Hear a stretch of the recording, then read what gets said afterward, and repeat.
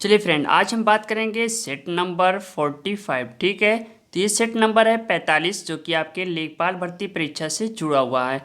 Very important question है, video को पूरा वॉच करिएगा। ओके, वीडियो पसंद आए तो वीडियो को लाइक करना और ज़्यादा से ज़्यादा चैनल को सब्सक्राइब करना।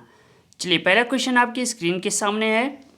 निम्नलिखित में से कौन सा नगर सुपीरियर झील पर स्थित है? जी हाँ, सही सुना आपने, सुपीरियर झील की बात हो रही है। ठीक है, आपने सुना होगा। तो राइट ऑप्शन होगा ऑप्शन सी, डिट्रॉयट पे। ओके, तो यहाँ से राइट ऑप्शन आपका ऑप्शन सी। चलिए नेक्स्ट क्वेश्चन की तरफ बढ़ते हैं। भारत में जनसंख्या घनत्व डैश। अब ये चार ऑप्शन है, इसमें से एक ऑप्शन सही है। तो राइट ऑप्शन होगा ऑप्शन है, यानी निरंतर बढ़ा है। यानी 1911 से 1921 के दशक में भारत में जन घनत्व में वृद्धि ऋणात्मक रही। इसके पश्चात भारत के जनसंख्या घनत्व में निरंतर वृद्धि होती चली गई। Doubt clear? क्लियर हो तो फ्रेंड यस लिखकर आप कमेंट बॉक्स में हमें दीजिए फटाफट। चलिए, सो नेक्स्ट क्वेश्चन है, मौलिक अधिकारों की अवधारणा को लिया गया है। तो राइट ऑप्शन होगा ऑप्शन है, यानी यूएसए से फंडामेंटल राइट्स की बात हो रही है यहाँ पे।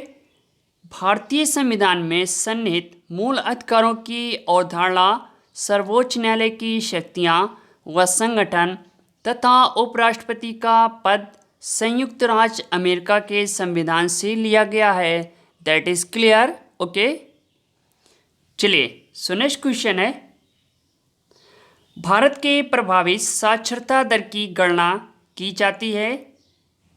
चलिए, इसमें से एक ऑप्शन सही होगा। तो यहाँ पे राइट ऑप्शन है ऑप्शन डी, यानी 7 वर्ष के ऊपर जनसंख्या से भारत में प्रभावित साक्षरता दर की गणना 7 वर्ष की उम्र के ऊपर जनसंख्या से ली जाती है। वर्तमान में सर्वाधिक शिक्षित राज्य केरल है, जबकि ग्रामीण क्षेत्र में सर्वाधिक शिक्षित जनसंख्या उत्तर प्रदेश की है। That is clear. So next question है, कौन सा एक नीति निदेशक सिद्धांत में बाद में जोड़ा गया? ठीक है, यहाँ पे डीपीईएसपी की बात हो रही है। सो राइट ऑप्शन होगा ऑप्शन सी, यानी मुफ्त कानूनी सलाह। जी हाँ, 42वें संविधान संशोधन द्वारा जोड़े गए राष्ट्र के नीति निदेशक सिद्धांत में अनुच्छेद 39 शोषण से बच्चों एवं वयस्कों की सुरक्षा, अनुच्छेद 39 का समान न्याय तथा निःशुल्क कानूनी सहायता, अनुच्छेद 43 का उद्योगों के प्रबंधन में श्रमिकों की भागीदारी। क्लियर? चलिए अगला क्वेश्चन देखते हैं, सरकारी आयोग का गठन किस लिए किया गया था? तो राइट ऑप्शन होगा ऑप्शन डी, यानी केंद्र और राज्य के लिए।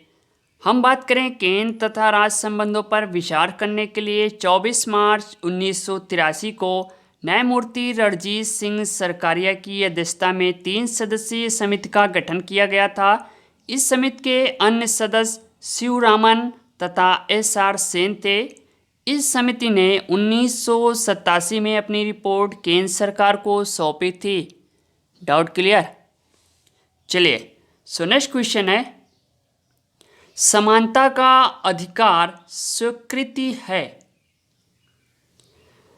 तो राइट ऑप्शन है ऑप्शन बी, अनुच्छेद 14 से 18। भारतीय संविधान में समता का अधिकार अनुच्छेद 14 से 18 के रूप में वर्णित है। अनुच्छेद 14 विधि के समक्ष समता, अनुच्छेद 15 धर्म, मूल वंश, जात, लिंग और जन्म स्थान के आधार पर विभेद का प्रतिषेध, अनुच्छेद 16 कहता है लोक नियोजन के विषयों में अवसर की समानता, अनुच्छेद 17 कहता है अस्पृश्यता का अंत यानी छुआछूत का अंत, अनुच्छेद 18 कहता है उपाधियों का अंत। क्लियर?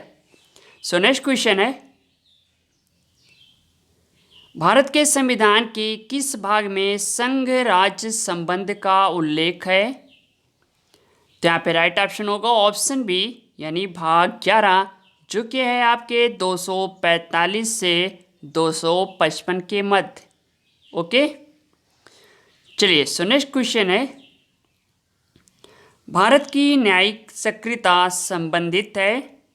वेरी इंपॉर्टेंट क्वेश्चन है, नोट करते चलिएगा। सो राइट ऑप्शन होगा ऑप्शन बी, जनहित याचिका। भारत के सर्वोच्च न्यायालय तथा उच्च न्यायालयों में दायर की जाने वाली जनहित याचिकाओं से न्यायिक सक्रियता के सिद्धांत का प्रतिपादन होता है। चलिए सो नेक्स्ट क्वेश्चन है, दीर्घकालीन राजकोषीय नीति की घोषणा किस वित्त मंत्री द्वारा की गई थी? सो यहाँ पे राइट ऑप्शन होगा ऑप्शन सी, यानी मनमोहन सिंह। ओके सॉरी, यहाँ पे ऑप्शन होगा option A, VP Singh. Bharat में दीर्घकालीन राजकोषीय नीति की घोषणा वीपी सिंह द्वारा की गई थी। इसमें क्या था? करारोपण, सार्वजनिक ऋण तथा हीनार्थ प्रबंधन से संबंधित नीति। ओके, तो यहाँ पे राइट ऑप्शन होगा ऑप्शन ए। ठीक है, सॉरी यहाँ पे मनमोहन सिंह नहीं है, राइट ऑप्शन ऑप्शन है VP Singh. So next question है, निम्नलिखित में से कौन सा प्रत्यक्ष कर है? सो राइट ऑप्शन होगा ऑप्शन डी, यानी संपदा कर इज राइट ऑप्शन। अगला क्वेश्चन देखते हैं फ्रेंड, लाल स्याही किससे बनाई जाती है? जी हाँ, सही सुना आपने, लाल स्याही की बात हो रही है। तो राइट ऑप्शन होगा ऑप्शन डी, इओसिन से। स्याही या रोशनाई या मशी एक द्रव है जिसमें बहुत से रंजक होते हैं। लाल स्याही इओसिन से बनाई जाती है। यहाँ से डाउट क्लियर। चलिए अगला क्वेश्चन देखते हैं, हवाई जहाज के टायरों में कौन सी गैस प्रयुक्त होती है? तो राइट ऑप्शन होगा ऑप्शन सी, यानी नाइट्रोजन। क्यों होती है? तो वायुयान के टायरों में भरने हेतु नाइट्रोजन गैस का प्रयोग किया जाता है, क्योंकि हवाई जहाज के टायरों का दबाव एवं तापमान बहुत ऊंचा होता है, जिससे वायुयान के उतरते एवं रुकते समय टायरों में विस्फोट होने की संभावना अत्यधिक होती है। चलिए सो नेक्स्ट क्वेश्चन है, किस लवण को प्रतिदिन खाद्य नमक के रूप में प्रयोग नहीं करना चाहिए? देखिए यहाँ पे नहीं शब्द जुड़ा है, तो राइट ऑप्शन होगा ऑप्शन बी, समुद्री नमक। ये सभी को मालूम होगा क्योंकि इसके सेवन बहुत ही खतरनाक होते हैं। ओके, अगला क्वेश्चन है, फोटोग्राफी में कौन सा रासायनिक पदार्थ प्रयोग किया जाता है? तो राइट ऑप्शन होगा ऑप्शन यानी सोडियम थायोसल्फेट। सोडियम थायोसल्फेट नामक रसायन का प्रयोग फोटोग्राफी में निगेटिव एवं पॉजिटिव के अस्थायीकरण में किया गया है, यानी इसका उपयोग सोने व चांदी के निष्कर्षण में भी होता है। चलिए सो नेक्स्ट क्वेश्चन है, प्राकृतिक कपूर प्राप्त होता है? देखिए यहाँ पे डाउट है, तो डाउट क्लियर कीजिए। यहाँ पे राइट ऑप्शन होगा ऑप्शन सी, चीन तथा जापान के देशज वृक्ष से। क्लियर। अगला क्वेश्चन है, निम्नलिखित में से कौन सा जैव निम्नीकृत है? तो राइट ऑप्शन होगा ऑप्शन डी, यानी रबर। प्राकृतिक रबर जैव निम्नीकरण होता है या पेड़ों और लताओं के रस रबर चीड़ से बनता है। ओके, चलिए अगला क्वेश्चन है, किस समूह को सहायक आहार कारक कहा जाता है? जी हाँ, सही सुना आपने, यहाँ पे बात हो रही है सहायक आहार कारक की। ठीक है, वेरी इंपॉर्टेंट क्वेश्चन है इस टाइप के क्वेश्चन। तो राइट ऑप्शन होगा ऑप्शन डी, यानी विटामिन की बात हो रही है।